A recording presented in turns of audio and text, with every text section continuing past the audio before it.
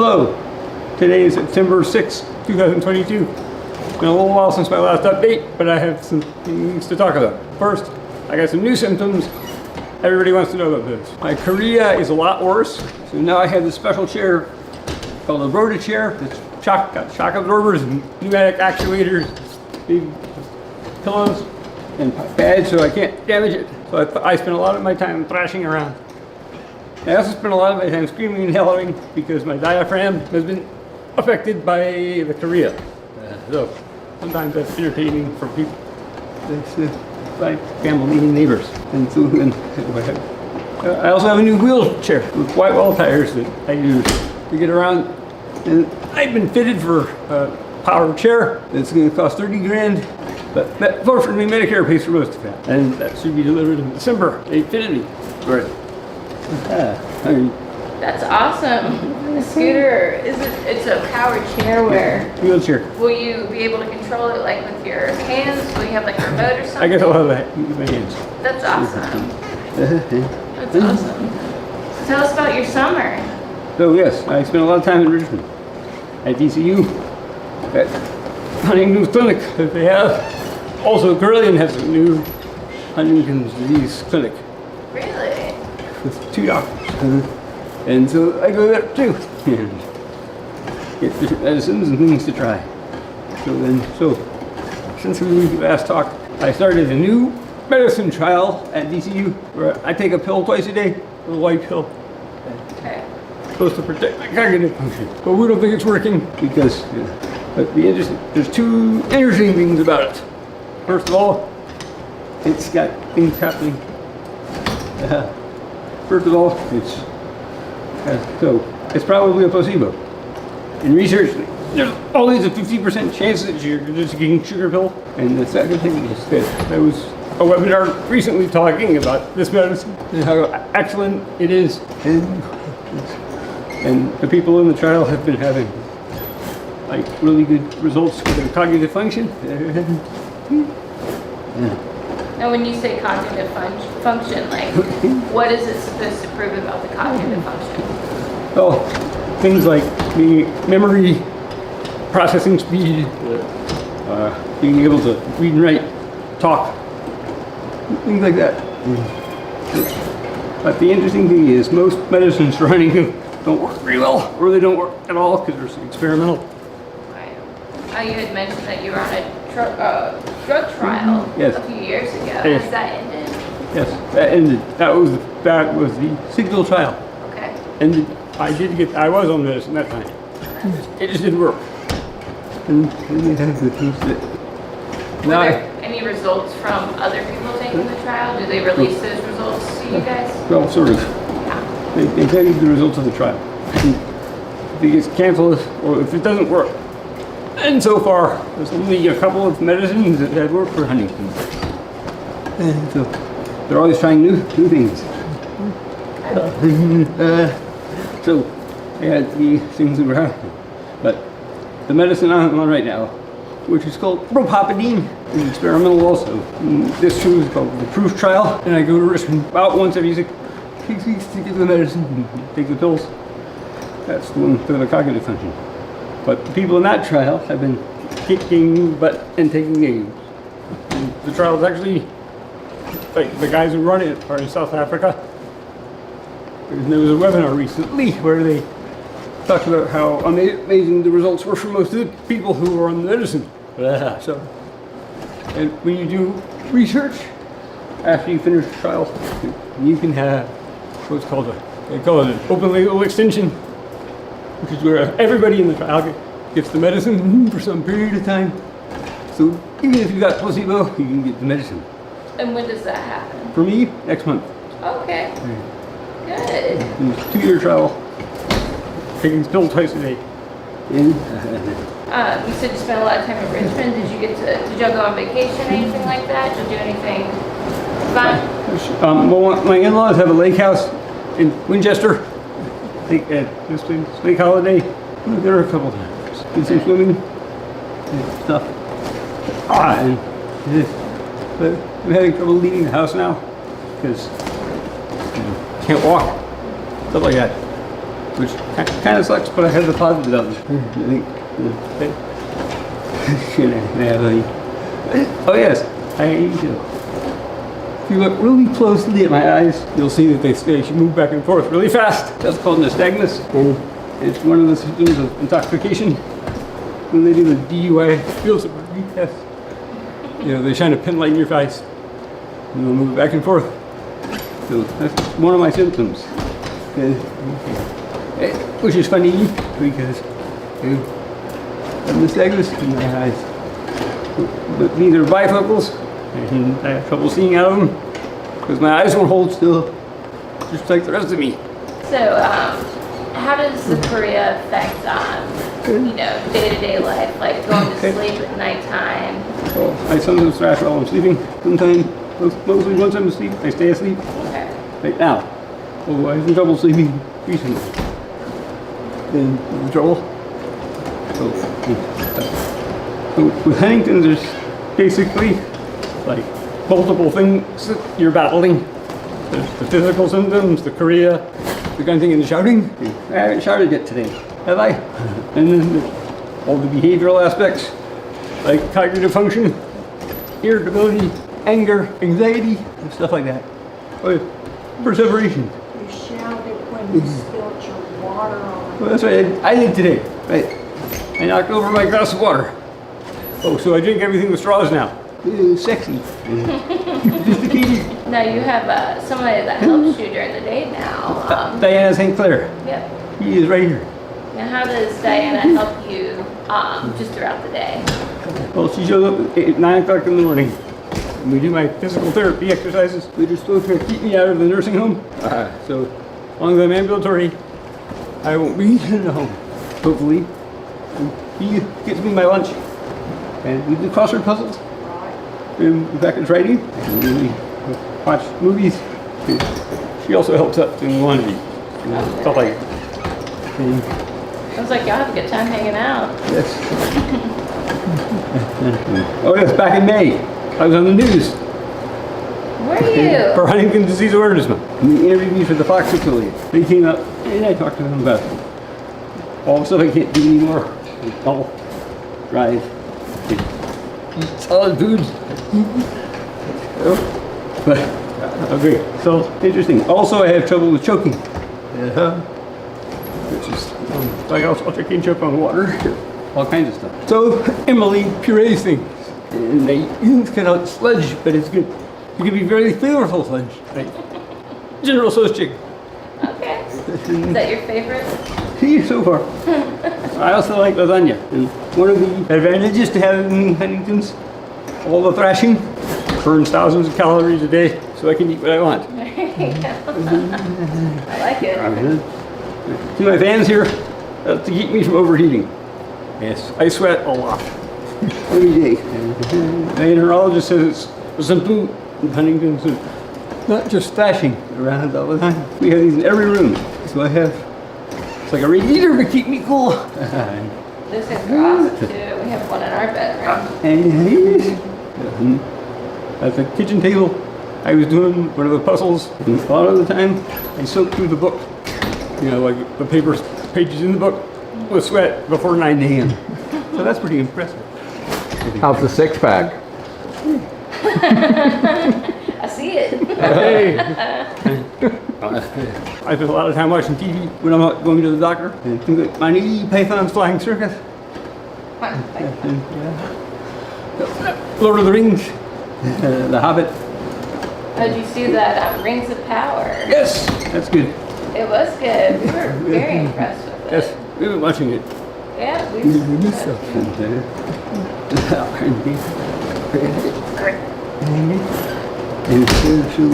What did we watch today? This morning? The lawyer show. Oh, that's right. Better Call Saul. Oh, we've actually been on a kick of that. We watched all of Breaking Bad. Oh yes, it's a great show. We love Saul. One of my favorite opening sequences of any show or movie is Breaking Bad. When you see Bryan Cranston in his tighty whities wearing a gas mask driving that Winnebago speeding through the desert. And you have no idea what's going You're on. like, what's happening? You know it's about to get real.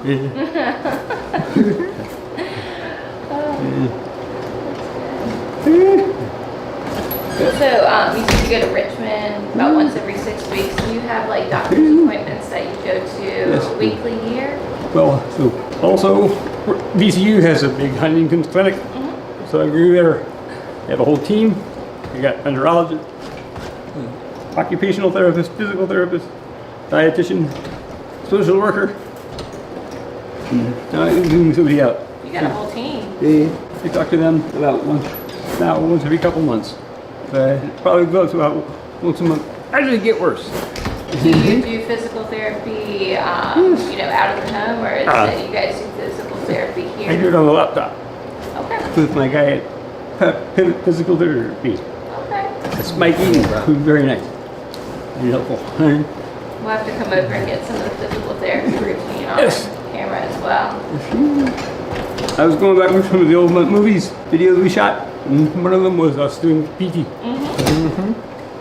Yeah, it would be nice to see kind of how the progression is going, or Yes. if any of it's changed. It's different now. I'm working on trying not to fall over. Tell us about last night in the shower. How did you know?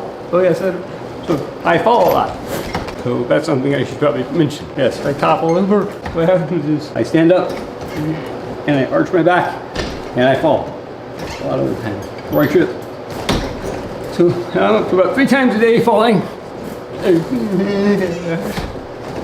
Yesterday I tripped in the bathroom and wiped out on the marble floor. Boy, Emily was not happy with me.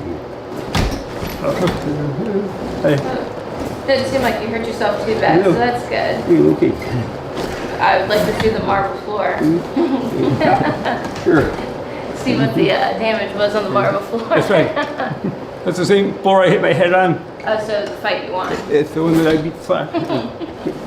So now I have grab bars Okay. all over in the shower and near the toilet. Looks like an S&M sex club. All the apparatus strewn everywhere. And Don't ever go to sell the house. It's a good marketing point. come free. Yes, and so now we're remodeling the house. So we can accommodate the wheelchair and the ramp, which will be good. So, Now, do you find that that wheelchair you did around really well in it? Do you Yes, have faster. any issues with it at all? it has a seat belt, safety first. Oh, yeah. Whitewall tires, and I run around the house. It's definitely souped up. My power share will be even better. Weighs 350 pounds. I still have to get a new car to tote it around, like a minivan. Nice. The thing in the back. Okay, there's elevators. Mike, for new viewers, would you talk a little bit about the time frame since when was diagnosis and Yes, sure. So Huntington's disease is a genetic disease caused by a defective section of chromosome 4. And what happens is, if you remember your high school biology with the DNA and the base pairs, ACGD, there's a section on chromosome 3 where there's too many repeats on too many repeats. You're supposed to have 25. I had 48. So if you have more than that, more than 25, you get Huntington's if you live long enough. There's a loose correlation between the number of repeats you have and the date of onset. So I had 40 repeats, started having symptoms when I was 35. I didn't know about Huntington's though, because I'm adopted, so I didn't have my family history. And it runs in families. It's a dominant gene. So Alex and Teddy have a 50% chance of getting it. I had 50% chance of getting it from my parents, and it's caused by. So what happens is, damages your brain, causes chorea, which is the thrashing. And chorea actually comes from the Greek word for dancing, which is pretty cool. And so it's caused by having too many repeats on your chromosomes. And they can track it down and fix it. Does that answer the question?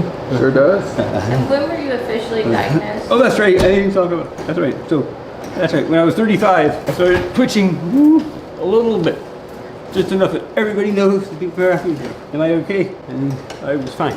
Went to see a neurologist, and we didn't have a family history. So there was always just suspect Huntington's. And also that was the only something I had. And over time, I got a little bit worse. I started falling down in court, which was embarrassing. Oh, I would jump up to object and forget what I wanted to say. But also embarrassing. And we got gradually worse until I got the thing that happened. And then I got diagnosed about 3.5 years ago with a blood test. So I went back to the neurologist and Huntington's disease. And how quickly after you were diagnosed did you start your drug trial? First, probably a month. I started on the single trial, Right. which was brand new. And at the time, we thought, great, experimental medicine, we got this done. Just got diagnosed, be cured in no time. Didn't happen, but that's okay. And there's another trial at VCU. It's gene therapy. They drill 7 holes in your skull, and then they inject in a virus with an RNA molecule on it, and it goes to town and fixes up your damage in your brain. But let me do that trial. Doctor says he likes me too much. A little scary. You said they won't let you do it because they say it might be a little too much right now? They don't like me. The doctor likes me too much. It's scary. And the other part of research, they do a sham surgery. They go in and drill holes in your skull anyway and don't inject the thing. Yeah. That would hurt. And also do trial involving and the other research going on also. And Roche had this big trial last year that they had to cancel because a few people died. That was encouraging. There were some people who actually started to get better. Like, I can't write my name anymore. I can print it large friendly letters, but I can't write it anymore. But there was a guy on TV who could sign his name after he took his pills, or whatever it was. Probably not pills. He probably had to get an infusion. And yes. Oh, yeah, another thing about Huntington's, it's not fun. Is because the problem is with your brain. Most of the treatments involve going in through your spinal cord. The little spinal taps of the medicine. Yes. So the pill I'm taking is kind of unusual because it's pretty promising. You know, you said you have trouble signing your name now, you can print, but I remember us talking a couple years ago about a keyboard. How are you? Can you type? I saw you post on Facebook, so. Yes. And the emails are. Yes, Alex actually typed my Facebook post for me Okay. with my phone. So I can kind of type, not very well, but I can hunt and peck slowly. And the biggest thing is, unfortunately, is my phone. My iPhone touchscreen. I have a lot of trouble with that. Typing. I remember we had talked about like a keyboard, kind of like the one that Stephen Hawking had. Oh, that's right. It has the voice that talks. Yes. So, but that's a funny thing about that. The reason it won't work for me is the eye scanner. Is my nystagmus. The eyeballs won't hold still. So if your eyeballs can't hold still, then they don't know what you're looking at. That makes sense. So over the last few years, you've gotten, truly tens of thousands, heck, hundreds of thousands of views. Yes. For people watching this that either are new to Huntington's, they're just learning about it, what would your message be to them? There's a big stigma attached to Huntington's because people are scary. They scream and they yell and they thrash around and make noise. And it's unfortunate, but I would say hang in there. Help is on the way. It'll be fine. Just gotta hang in there. Okay, answer. Great. We kind of touched on it a little bit, but give us your daily routine. Okay. Like today, got up about 9. Really late last night. I had trouble sleeping. About 9, had breakfast. Diana was here. Did the exercises. Did my crossword puzzle. Flashed a little CNN at lunch, which was, oh, so, wait, have I told you about the pureed food? You did, yeah. You said you like General Tso's? Sounds gross, but it's actually, it tastes good. Yeah. Had lunch, yeah. Had a snack, got ready for you guys to come. Here you go. And see. Also, I have these wild anxiety attacks. It's a symptom of Huntington. Like, fools come unhinged, start yelling and hollering, bashing around. And what do you do to calm yourself down? I watch. Oh, funny, YouTube. Okay. There's this violinist, Hillary Hahn, who I really like. I find some Hillary Hahn to watch while I calm myself down. But that does help. Shout out Hillary Hahn. Yeah, no kidding. And I used to play the violin. Did you? As a kid, I was really into it. That is a difficult instrument to play. Yes. And the plaything. Music. When she was talking about how you guys get up and walk and kind of creating an environment where you can do that. Now, are you walking on your own? Do you use a walker? Do you use Diane to help you walk? Diane helps me for Emily. Okay. And I have this thing called a gait belt. Okay. Looks like this giant canvas. Actually, it looked like a fire hose and about that wide. And they can put it around my waist and then they grab it and they can hold up to me. So if they're shifting me around, like get in and out of the shower and stuff like that. We're going around. Now, these anxiety attacks, are they frequent, a couple times a week? Right now, a couple times a week, Okay. but they'll probably get worse. And, We're gonna have that violinist on deck then. yes. So we talked about kind of your daily routine. Is there a like a nighttime routine? Get ready for bed and everything? Yes. I brush my teeth. Oh, no. I can't say my. Can't. Let me try that again. You see, almost wiped out. Caught it. Haha. At night, yes, I do. I can't shower anymore on my own. We'll leave usually a bath. And you have a shower chair. In fact, we're getting a new one made by Berta. Good people who built this thing. And who's Berta? It's the people who built this chair. Okay. It'll be an expensive shower chair, but it'll be nice. Indestructible. So after the bath, do you have like a nightly medicine that you take? Oh yes, lots of pills. Yes. I have this one pill. It's a mood stabilizer. Okay. That pills are like that big. Ooh. You could choke a horse. So you have a hacksaw, and we saw them in half. And these are neat. And I want some, let's see, Prozac, Olanzapine, Depakote, and my experimental medicine. Do you guys have any like structural changes to the bed or anything like that? Not yet. Okay. If I started damaging the bed, we'd probably just get separate beds. And if you go to town in my bed, I'm flashing around. Oh, so for the, just so you know, for the Chorea, there's 2 medicines that can help. Sometimes one of them is fancy. It's the Mercedes-Benz called Mosquito. I tried it, but I was having blackouts. And so we stopped taking it. And it's passing out. It's way worse than thrashing. It's also very expensive. And then the other thing you can do is you can't take Mosquito. You can take high doses of antipsychotics. One of the side effects, which is makes you stiff. Or you straight up.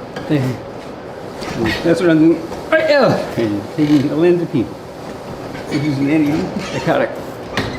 I'm taking high doses to try to help. That's much more cost effective. That's normal medicine. It's easier. When it comes to all like the changes to the chairs and stuff, and the medicine, Yeah. with insurance and stuff, has that been a good help? So, chairs, I mostly paid for myself. I paid for this and a wheelchair. Emily paid for it. And the other chair, Medicare is going to pay for. In America, if you're disabled, you get Medicare early. Oh, Medicare. And I also have an insurance policy with who, which is one of those things that Jim Namath talks about on TV about Medicare help. So I have that policy which takes care of stuff. Until things that are happening. Now, is that chair custom made, or is it made for people that have Huntington's? It was fitted a little bit, but they're actually manufactured in Canada, so it's not in the USA. Sorry, Canada. And the other wheelchair they fitted me for. The custom, the one that I don't have yet, being built. Mike, want to give us a call to action? Yes. If you like what you saw, like my page, subscribe to my channel, leave me a comment. Thanks. Hey, if you like what you saw, like me, subscribe to my page, or leave me comments.